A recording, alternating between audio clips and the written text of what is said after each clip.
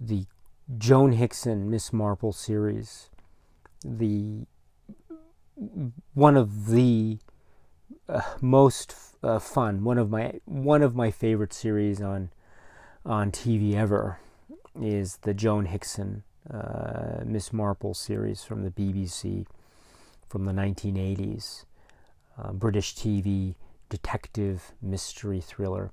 Well, actually, I take that back. They're not really thrillers necessarily, although there's some thrilling aspects to them. They're not detective mysteries because, well, she isn't a detective by profession, Miss Marple, but as you know, she is a sleuth. She is the person who is at the center of the stories and who is able to solve the mystery that is presented in the particular conundrum of the plot. So we have the BBC British TV series that took the novels of Miss Marple as written by Agatha Christie and then adapted them, or had them adapted into sometimes 3-parters, mostly 2-parters. So an hour 1 week and then an hour the next week, or if from the case of a 3-parter, the 3rd hour and yet another week or another day, which was really great. So we had The Body in the Library, and A Murder is Announced, and A Pocket Full of Rye, and The Moving Finger, I think, to begin with. And then it went later into some great ones. Sleeping Murder, which I think I mentioned, was, I remember, I think that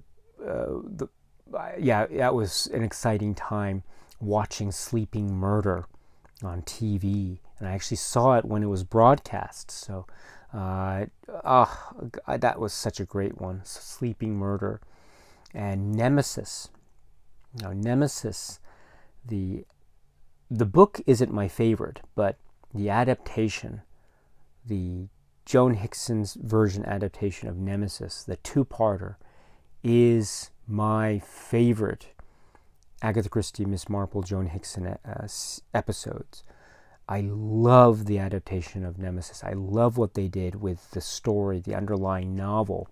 And there are a number of differences actually with the underlying novel, but I love what they accomplished with it, and the notion of tragedy and loss and justice, right? Which is at the very heart of this idea of nemesis, right? And the quote, "Let justice roll down like waters and righteousness like an everlasting stream." That is embodied so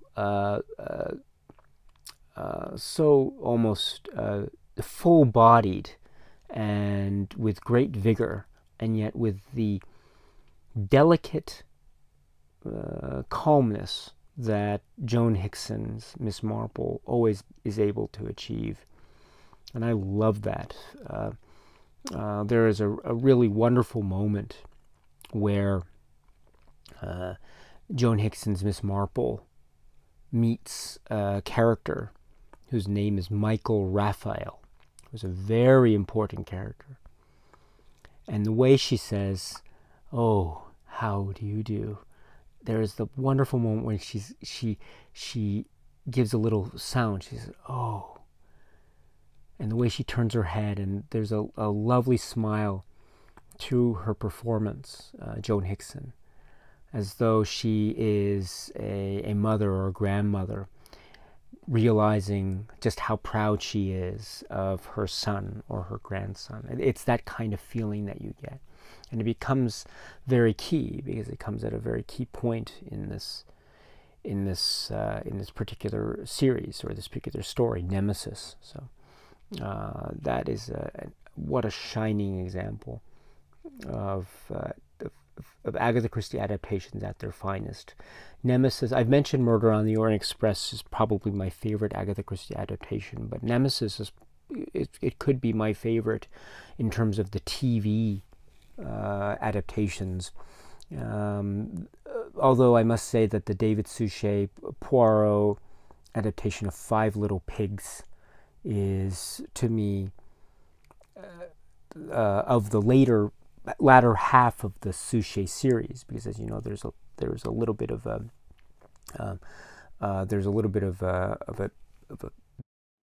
divide, if you will, between the early part and then the later part. If you want some more information, you should read the great book by Mark Aldridge.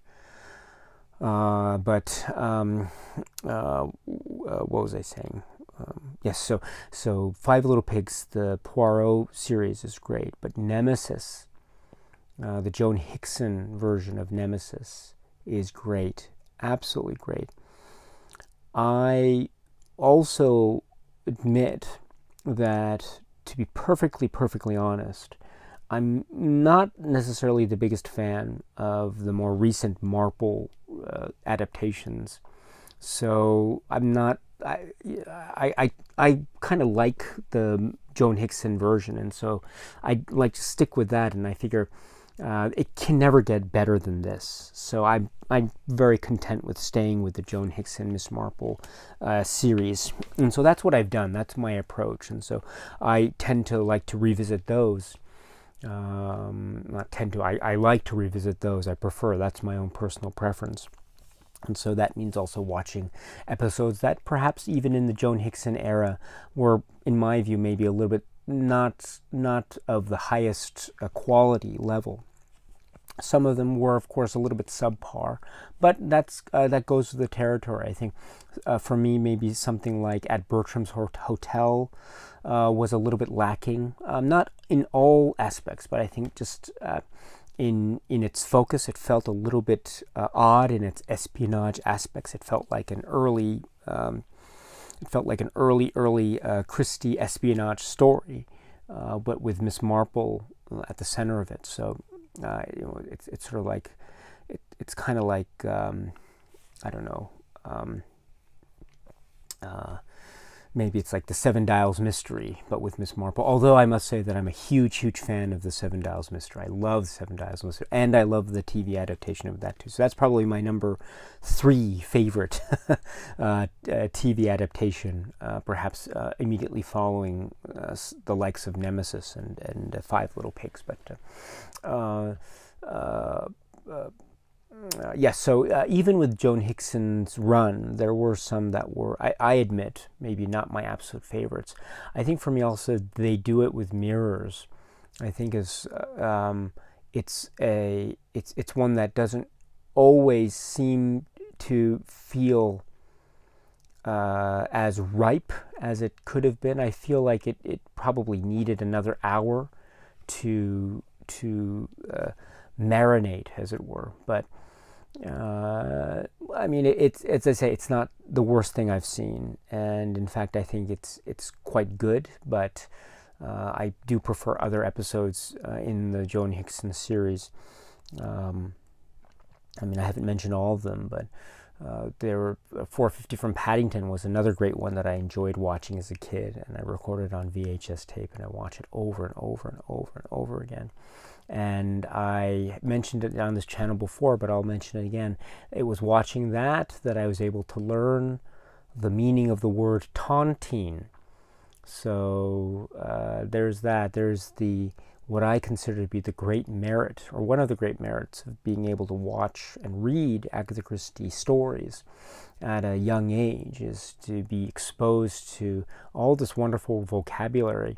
And that's not to say that I understood all the vocabulary when I was a kid growing up and watching this stuff for the first time. No.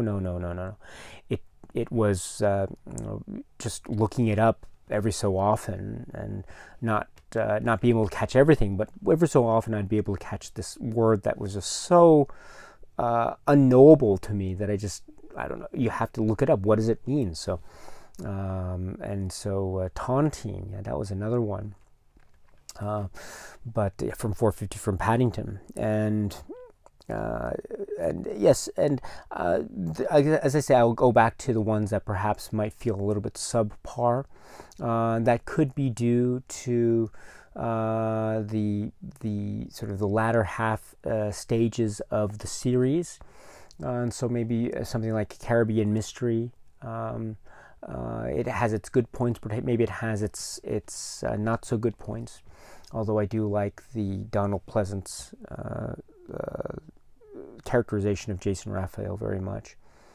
And I mentioned they do it with mirrors. I mentioned at Bertram's Hotel, although that came a little bit earlier, as you know. There is also the great, I consider it to be a great finale, which is the mirror cracked from side to side. And it's a great finale for a number of reasons, but the way that